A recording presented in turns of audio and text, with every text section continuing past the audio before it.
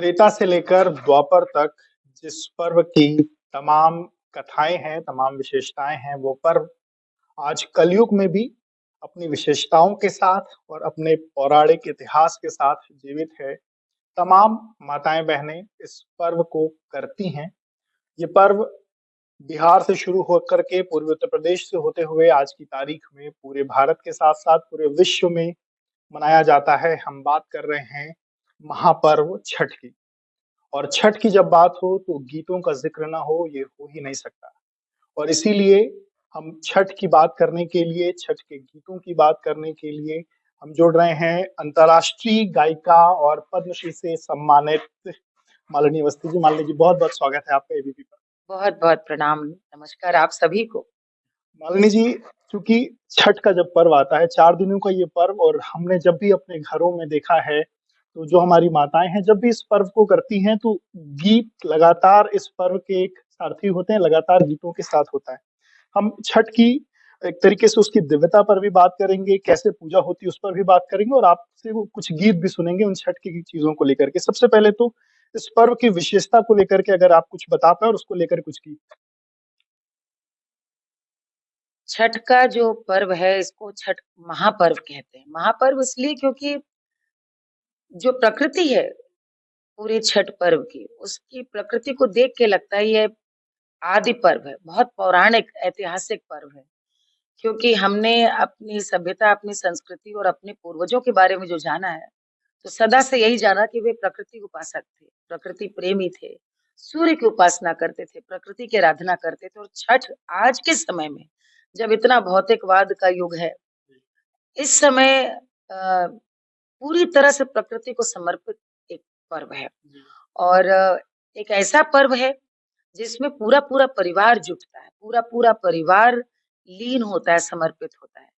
तो सबसे जो प्रबल पहली जो विशेषता मुझे छठ की लगती है वो ये कि ये पौराणिक पर्व है। भारत की संस्कृति में रचा-बसा पर्व है कि जो सूर्य भगवान हमें जीवन देते हैं, हम उनको हाथ जोड़कर उनके प्रति कृतज्ञता ज्ञापित करते हैं। तो सबसे बड़ी बात मैम कि उषा और प्रत्युषा दोनों को यानी कि ढलते हुए सूर्य को भी प्रणाम, उगते हुए सूर्य को भी प्रणाम। वो 2 कारण से, एक तो इसलिए कि ये सृष्टि के जो चक्र है, उसके प्रति भी एक संदेश है कि जो ढलेगा नहीं वो उगेगा कैसे?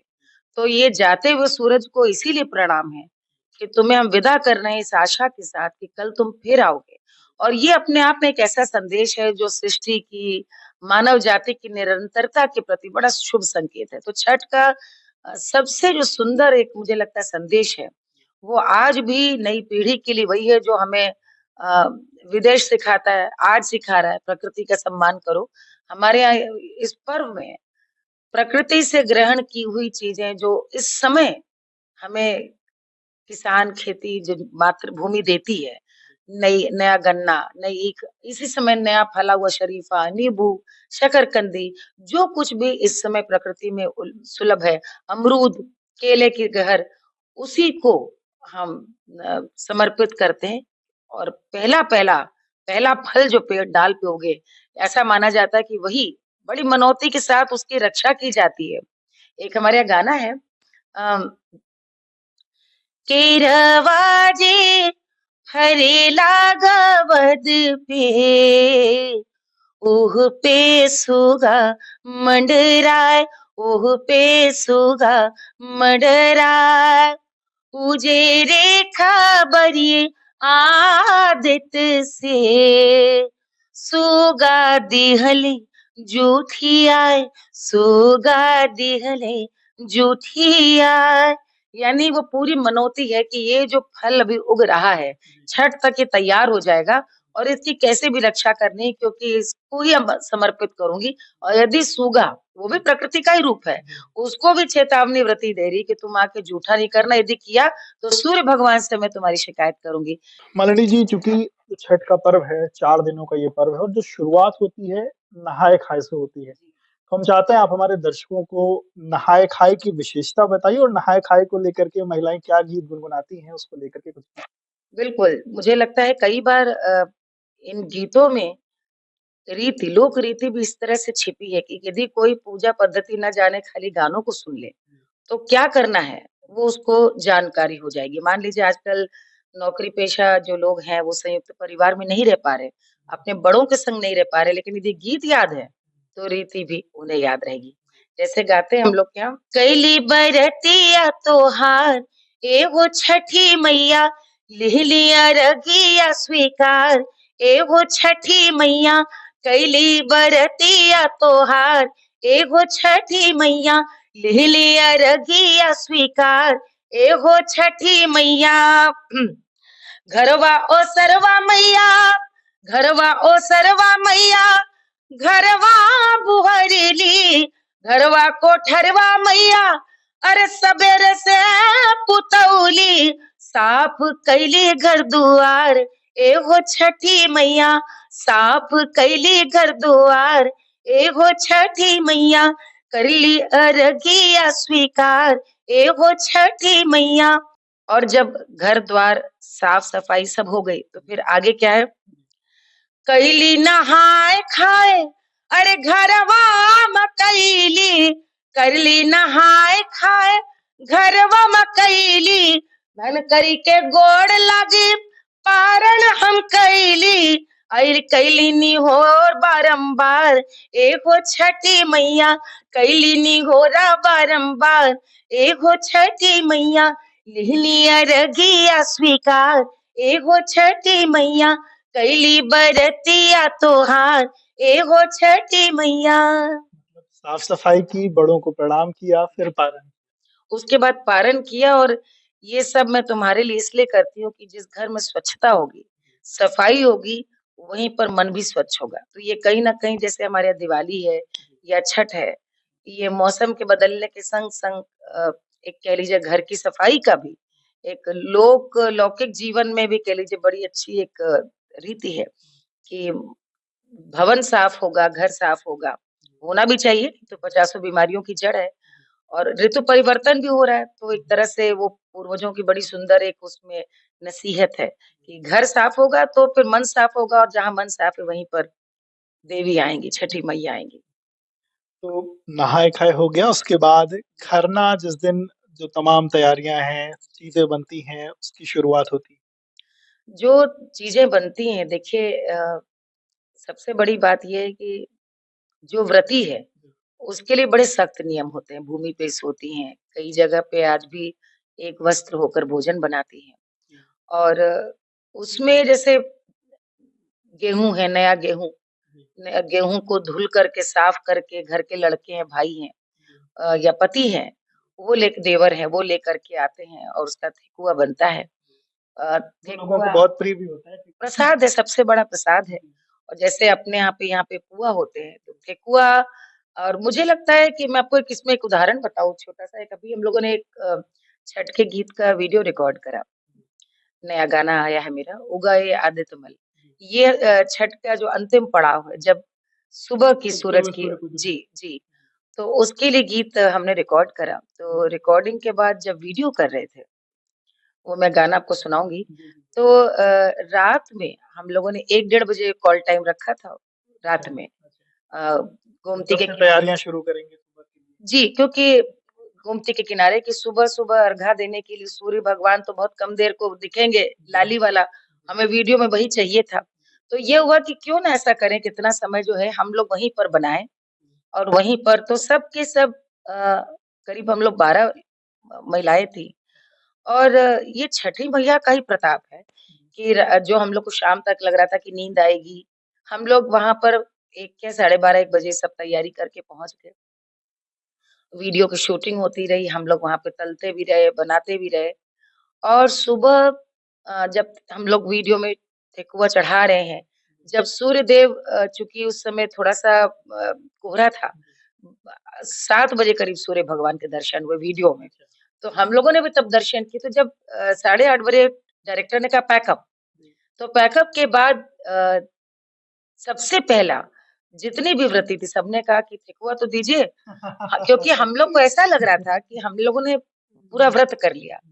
और जो सबसे कठिन व्रत का एक पक्ष है कि जो हाथ में जब ये पूरा हम लोग उसको पकड़ते हैं, सुपा, हाँ, जब लेते हैं तो उसको डाला जिसको बोलते हैं, तो हम लोग ले करके जिसमें सारा अनन्नास, नारियल वो अच्छा वज़नी हो जाता है और एक बार जो उठा लिया तो नीचे नहीं रखते। तो आप समझिए कि अगले दिन हम लोग को 2 दिन हाथ दर्द होता रहा तो कितना कठिन। और अगले दिन जब हम लोगों ने सुबह सबको फिर सारे डायरेक्टर, क्रू के और सब ने हम लोगों ने ठेकुआ खाया, बचा नहीं घर में लाने के लिए। और हम लोग ये सोच रहे थे कि किसी को कोई थकन नहीं, किसी की आँखों में नींद नहीं। तो ये मुझे लगता है कि जो श्रद्धा, ये माँ का भक्ति भाव प्रताप ये कहीं न माँ कहीं। का प्रताप है। तो इसी तरह से जो व्रती भी होती हैं घर में पूजा के लिए जो भोजन बनाती हैं, सब तैयारी करती हैं उनकी भी वही ताकत आती है और उनकी प्रेरणा से घर के लोग भी सब प्रेरित रहते हैं। भाई, जिस तरीके से ये त्योहार, क्योंकि लोग अमूमन जो जिन लोग के घर में ये त्योहार मनाया जाता है, लोग पूरे साल-साल भर अपनी छुट्टियाँ बचाते हैं कि इस त्योहार पे अपने घर पहुँच पाएँ। तमाम जो पुरुष हैं अलग-अलग जगहों पर काम करते हैं, उस दिन पहुँचते हैं, उसके बाद पूरे परिवार में एक रौनक होती है। फिर उसके बाद घर से दौरा लेकर के लोग शाम की अर्घ्य के लिए अर्घ के लिए देने के लिए जाना तो निकलते हैं। उसको लेकर के कुछ वाकया या कुछ गीत आप सुनाना चाहें अपने गीतों के? वाकया तो सबसे पहला मैं आपको ये बताऊँगी कि आज से बहुत साल पहले जब मैंने पहली बार छठ के अर्घ चढ़ाती हुई बहनों को देखा, आज से मुझे लगता है 27-28 साल पहले जौनपुर का वो दृश्य मैं नहीं भूल पाती हूँ।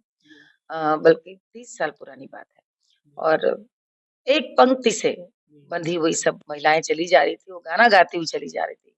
वो धुन मेरे दिल में और दिमाग में बैठ गई और बहुत समय बाद जब मेरा टी सीरीज़ जाना हुआ, तब मैंने वहाँ पर मेरी बातचीत हो रही थी और उन लोगों ने वहाँ पर छठ के गाने की रिकॉर्डिंग चल रही थी, अनुराधा जी की। और वहाँ पे बैठ कर के मैंने पूरा गाना वो सुना और मुझे लगा कि ये तो इतने समय पहले जो धुन पारंपरिक मेरे दिल में बैठी है गाँव में जो महिलाएँ व गाती हैं। वही गीत और तो मैं एक कहना ये चाहती हूँ कि ये जो गाने हैं, ये शक्ति भी देते हैं। इन गानों की लय, धुन ऐसी है कि परिवार पूरा का पूरा परिवार क्या आस-पड़ोस, मित्र जो भी साथ होता है वो साथ में गाने गाता रहता है। इन गीतों के लोक गीतों की जो शक्ति है कि शब्द सबको पता है, धुन सबको पता है।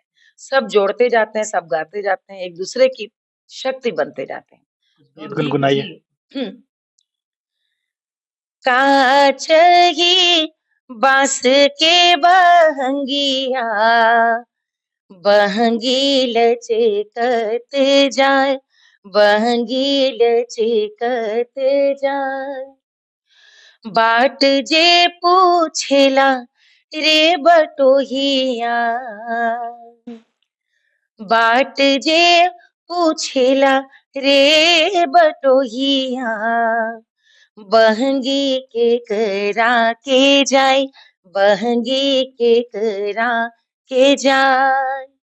तुहरे जे बानी छठी मैया, तुहरे जे बानी छठी मैया, बहंगी उनका के जाय, बहंगी उनका के जाय।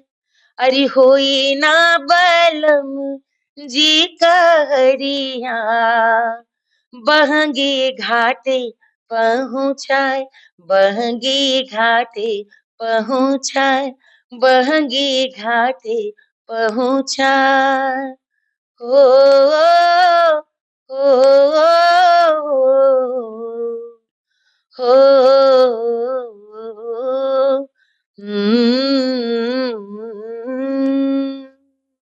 सर पे दौरा लेकर के जो लोग जाते हैं, उसी में कहीं न कहीं वो ये गाना कहीं न कहीं उनको ये ऊर्जा देता है कि बिल्कुल, ऊर्जा देता है क्योंकि ये इन गीतों के भीतर उनकी अपनी मातृशक्ति, उनकी पुरखिनों की हुई तपस्या का भी असर है।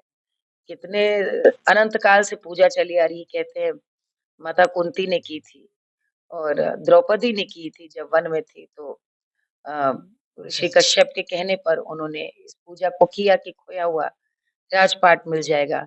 ये भी कहते हैं कि लंका से लौटने के बाद भगवान राम और माता सीता ने सूर्य भगवान की उपासना की और ये तो स्वीकार्यता होनी ही चाहिए क्योंकि सूर्य भगवान जब सृष्टि में कुछ नहीं था तो इस सृष्टि बनी ही भगवान सूर्य के कारण है। वो ना हो तो क्या संभव है? वही एक ऐसे देवता हैं जो सबको सामने से दिखते हैं, एक सबसे लौकिक देवता हैं और वो ये एक मुझे लगता है कृतज्ञता ज्ञापित भी करनी चाहिए। ये जो भूमि की चीज़ें अर्पित करने के पीछे भी जो भाव है वो भूमि के प्रति कृतज्ञता है, किसान के प्रति, कृषि जगत के प्रति कृतज्ञता है, पूरी प्रकृति की कि भई सूर्य ना हो तो क्या उगेगा? अभी तो हमने देखा चंद्रयान ने चंद्रमा का पूरा परीक्षण किया, सूर्य हो तो जीवन आए। तो ये मुझे लगता है मानव मात्र का एक सूर्य देवता को उनका आवाहन, उन्हें बुलाना और सामूहिक रूप से उनको प्रणाम करके एक कृतज्ञता ज्ञापित करना, जाते हुए ये कहना कल आना और फिर उगते हुए सूरज तो वही जीवन है, इसलिए वही पारण होता है। बिल्कुल, तो उगते हुए सूर्य पर भी हैं क्योंकि शाम को उनको सूर्य को प्रणाम हो गया, उनको अर्घ्य दिया गया। फिर महिलाएँ फिर वो पूरी रात उगते हुए सूर्य के आने का इंतज़ार और फिर जब उगते हुए सूर्य को देखती हैं, उस वक़्त आधे-आधे कमर तक पानी में उतरती हैं महिलाएँ सुबह के समय, ठंड का समय भी होता है। उस समय वहाँ उतरती हैं, फिर अर्घ्य देती हैं और उसके बाद फिर जो महाप्रसाद है, वो बँटता है। इसको लेकर के कुछ आप सबसे कठिन समय यही है। शाम का जो उत्साह है और वो 7-8 बजे तक कई लोग तो घर वापस लौट आते हैं और कई जो असली व्रती हैं वो वहीं पे, चाहे वो तालाब हो, पोखर हो, नदी हो, गंगा मैया हो, वहीं पर ही रात भर वहीं विश्राम करते हैं और वहीं पर ही सुबह होने की प्रतीक्षा करते हैं, भगवान सूर्य देवता के उगने की प्रतीक्षा करते हैं और उस में उनकी शक्ति बनते हैं गीत। इस बार जो नया गीत मैं लेकर आई हूँ, वो गीत भी यही है। हरि घोड़े खरौआ के आदत मल सोहे तिलक लीलार सोहे तिलक लीलार अरे हथवा मा सोहे सोबरन साटी तो हे अर्घा दिया तो हे अर्घा दिया देखिए भगवान सूर्य के प्रति भी भाव ये है कि अभी भी माँ के गोद में सोए हो उठो अम्मा के कोरवा माँ सूतल देख भैला बिहान देख भैला बिहान अरे हाली हाली उगए आदित्य मल तो हे अर्घा दिया तो हे अर्घा दिया अरे फलवा फुलवा हथवा में ले ले मालन के बिटिया बाटी ठार हारी बिटिया बाटी ठार अरे हाली हाली उगरे आदित्य मल तो हे अर्घा दिया तो हे अर्घा दिया तो हे अर्घा दिया जल्दी-जल्दी उगिए तो हम आपको अर्घ्य दे सकें और फिर जल्दी उगो क्योंकि रात भर से हम प्रतीक्षा बल्कि इसका अंतिम बड़ा सुंदर है अरे हथवा पीरैले गोड़वा दुखैले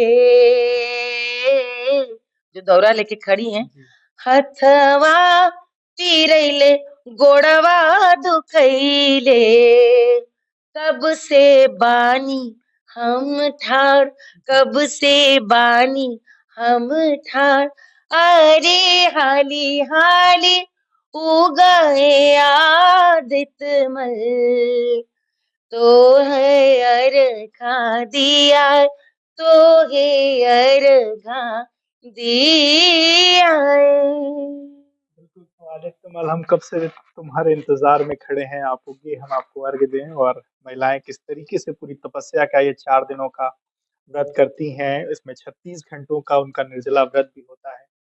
तो कहीं न कहीं एक जो महापर्व है, एक आस्था का, वो आने वाला है और तमाम अलग-अलग जगहों पर इस पर्व को मानने वाले लोग इसकी तैयारियों में जुट गए हैं। और ये जो गीत मालिनी जी ने सुनाया, ये गीत कहीं न कहीं इस पर्व को मनाने में और इस पर्व में जो तपस्या है, उसमें उनकी साधना के दौरान ये गीत उनकी मदद करेंगे। जुड़े रहिए एबीपी लाइव के साथ, एबीपी लाइव ऐसे ही छठ से जुड़ी हुई तमाम खबरें आपको दिखाता रहेगा। विवेक राय, एबीपी लाइव के लिए।